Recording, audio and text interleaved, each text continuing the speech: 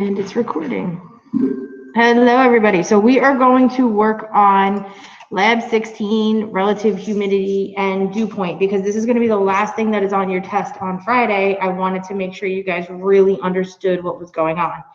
Okay. Of course, you guys know we need a cover page for this.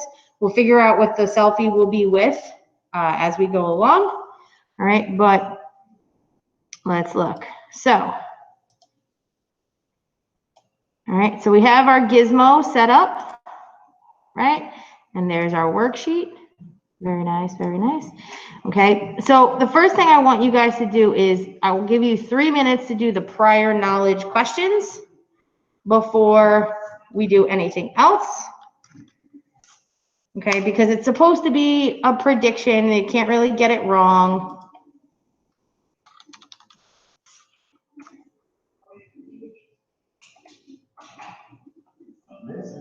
Commercial.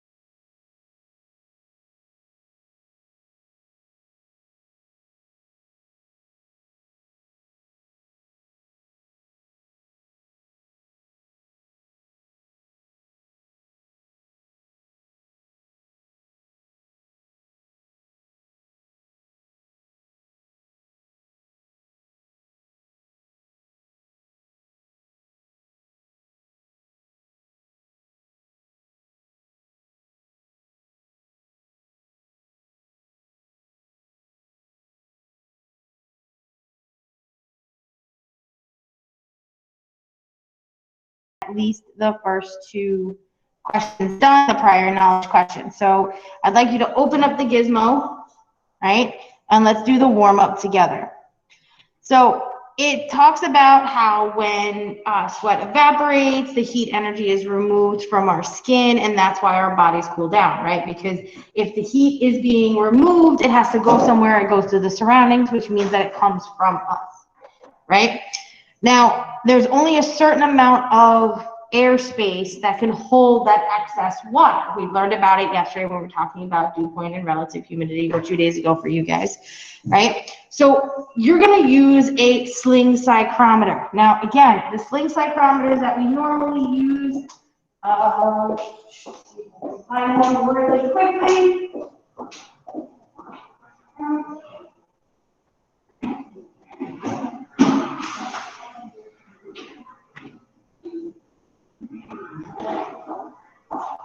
Okay, the ones that we normally use look like this, right? So it has a thermometer on one side, a thermometer on the other, and you literally would sit there and swing it around for 2 minutes in place, whether you're inside, outside, or by the windows, to figure out what the relative humidity is. Unfortunately, you guys can't touch any of the material, so instead we're going to do it on here, but you get the idea. You still have a wet bulb and you still have a dry bulb. The wet bulb would have been, we would put a little piece of wet paper and attach it to it. If you're looking here, the wet bulb has a piece of cloth that they would have wet. You know, they would have put in water. Now, you didn't want it so much underwater that when you started swinging it like this, water would be flying everywhere. You want it just to be damp. Okay, I'm telling you all this so that you guys get the idea of what you would have done had there not been a pandemic. Okay, so I'd like you to think, for question number 1, do you think the wet bulb will cool down more on a dry or a humid day? I want you to write down what your prediction is.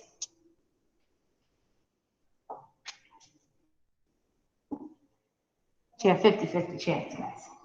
Wet or dry? Okay, so let's find out. We're gonna do this for 24 hours. So you click play here.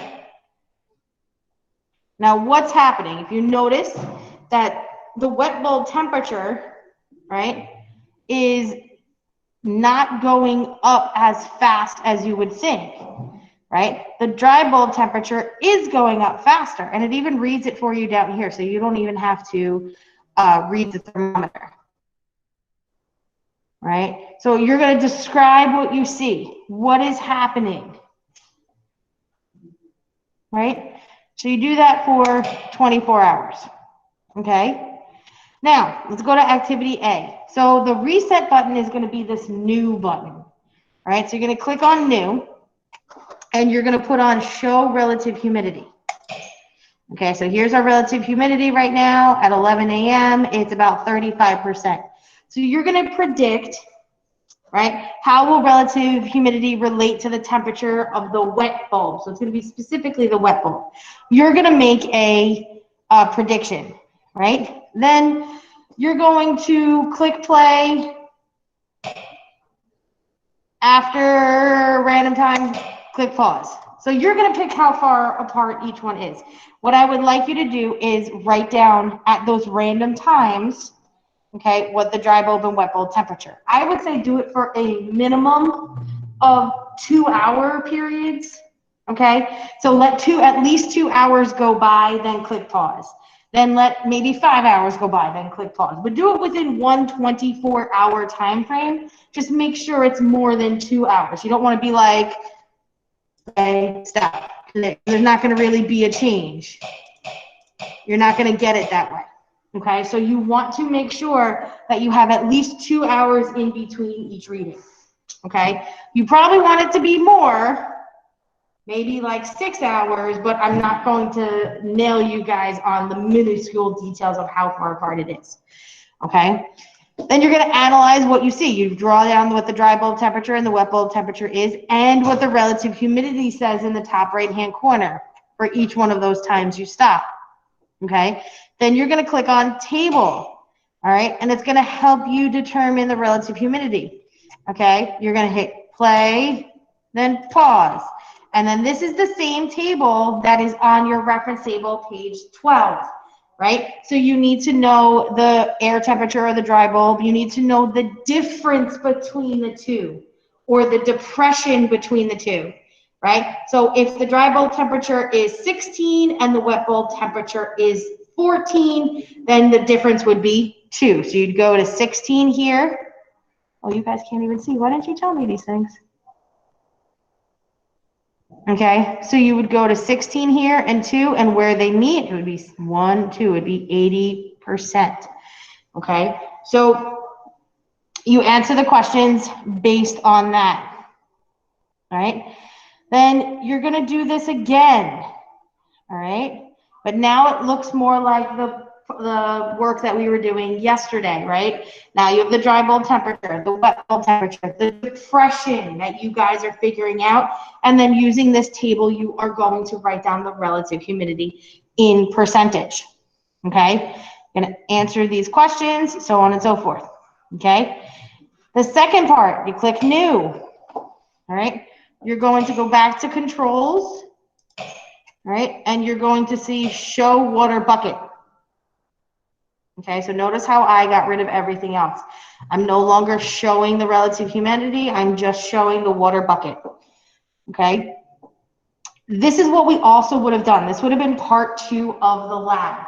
Okay, we would have taken, Nick, here's your second your call. Yes.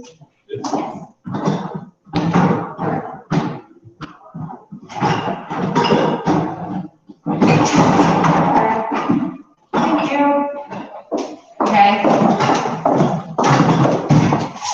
We would have taken one of these metal cups, simple and easy, right? And we would have put ice water in here. And you know what you would have had to do? Stare at it and keep looking all the way around until one drop of condensation exists on the outside, not on the inside, but on the outside, because around us we have water vapor in the air at all times, right? Well, we wanted to condense it down, and that's what you're going to do here. You're just physically not using these. You're going to see it there, but I wanted you guys to see this is just a metal can, basically, right? And you would fill it with ice and you would fill it with water and then watch and see how long it would take for the dew to form or for the water vapor to condense on it, okay? It's basically the same thing you were doing here. So you would set the temperature to 50 degrees, all right, which is probably the end, right? And then it says, look at the sides of the bucket. You're gonna look really, really, really carefully at this, okay? Is there any condensation that you can see? So the condensation you're looking for, like a single teardrop, okay? You're gonna have to look very, very, very carefully at this, okay? Then as you do this, you're gonna slowly decrease the temperature until you see that point of condensation, okay? You're gonna wanna decrease it very slowly and look, and then decrease it and then look, and then decrease it and look, and keep doing that because I would go down by like 2 or 3 degrees at a time. Now remember, you can always type it in here and hit enter and it'll jump. Okay, so if you want to do it by 3 degrees, it's actually here. Okay, so if we do 5, right, notice the droplets. You guys can see that? The big droplets that you see here, right? That's what you're looking for, but you want it to be like the tiniest little itty bitty drop. And that's your job to figure out what temperature that will be at, okay? And that's called your dew point temperature, all right? So you're gonna then measure this by clicking play and watch the dry bulb temperature, relative humidity, and dew point for several days. So you're gonna let this clock go for several days. Again, you're gonna click pause at random times and record it, okay? You're gonna take readings at least once when the relative humidity is at 70%, so you're gonna need here, and this is also gonna be your dew point here, right? You're gonna need your relative humidity. All right, when it's above 70 and below 30. Then you're gonna answer the questions, follow the instructions.